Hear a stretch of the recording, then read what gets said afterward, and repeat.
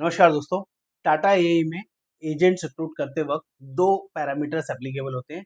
एक होता है एनएल रूट, दूसरा होता है डीएलपी रूट।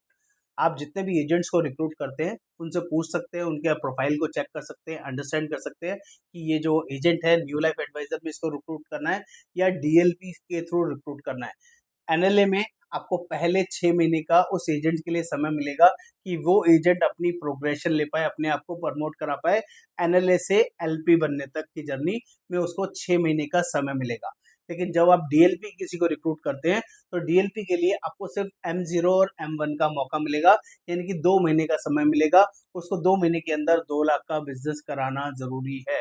अगर कोई पर्सन एनएलए है जिसने 6 महीने में 2 लाख का बिजनेस नहीं किया तो वो डिमोट हो जाएगा और ओल्ड एडवाइजर कैटेगरी में चले जाएगा, जिसमें उसका पे आउट लोएस्ट कैटेगरी में चला जाएगा।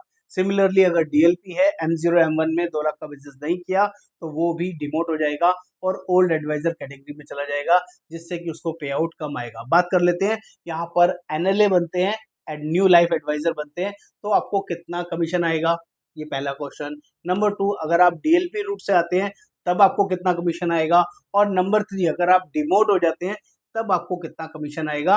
तीनों चीजें डिटेल में समझाता हूँ। दोस्तों, जो लोग भी पहली बार इस चैनल पर आए हैं, चैनल को सब्सक्राइब करना है, शेयर करना है, कमेंट करना है, क्योंकि मैं आपको जेन्युइन वर्किंग समझा रहा हूँ। टाटा एआईए में एजेंट्स बनने के बाद आपको इस रूट से गुजरना होगा और आपके भले के लिए जेन्युइन इन्फॉर्मेशन दे रहा हूँ। और इवन वो लीडर्स, उनको भी समझा रहा हूँ, जब वो अपनी टीम में लीडर्स एजेंट्स को रिक्रूट करेंगे तो उनको ये वर्किंग समझाना जरूरी है, ताकि आपका एजेंट्स क्लियरिटी से टाटा एआई में ज्वाइन करे। तो यहाँ पर समझना क्या है, आप एनएलए आते हैं तो एनएलए में आपको 12 पीपीटी अगर आप सेल करते हैं तो आपका जो पे आउट है वो 21% आता है, जो भी आप बिजनेस लॉगिन करेंगे। और 6 महीने के अंदर अगर आप डीएलपी बन जाते हैं तो बैलेंस 10.5% का पे आउट आपको, जैसे ही 2 लाख का ईपी कर लेते हैं 10.5% आपको एक्स्ट्रा बाद में मिल जाएगा, जो भी आपने बिजनेस किया है। लेकिन वो पहले 6 महीने के अंदर 2 लाख का बिजनेस होना चाहिए, ये एनएलए के लिए।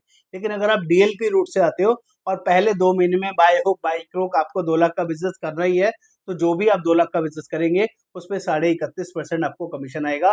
12 पीपीटी होना चाहिए और ये आपको 31.5% पे आउट आएगा। अगर आप डिमोट होते हो, 6 महीने में एनएलए 2 लाख का बिजनेस नहीं करता है, डीएलपी 2 महीने में अपना डीएलपी बिजनेस 2 लाख का बिजनेस नहीं करता है, तो दोनों के लिए ओल्ड कैटेगरी में चले जाएंगे। और ओल्ड कैटेगरी में वही 12 साल का पीपीटी में आपको जो कमीशन आएगा सिर्फ और सिर्फ 14% आएगा। जब तक आप अपना बिजनेस 2 लाख पीपी तक दोबारा नहीं करते तब तक आपको 14% कमीशन ही मिलता रहेगा। आप ओल्ड कैटेगरी में चले जाएंगे। तो उम्मीद करता हूँ कि जो मैंने आपको समझाया, टाटा एआई में एजेंट ज्वाइन करते वक्त आपको अपना कैटेगरी, अपना डेजिग्नेशन पता होना चाहिए। और शुरुआत में कोशिश करें, अगर आपके पास 2 लाख का बिजनेस हैंडी है, 1-2 महीने में लॉगिन कर सकते हैं, तो डीएलपी से आइए। और अगर आपको लगता है थोड़ा समय चाहिए आपको, तो एनएलए के थ्रू आइए, जिसमें 6 महीने के अंदर आपको सारी वर्किंग आराम से 2 लाख का बिजनेस मैनेज कर सकते हैं।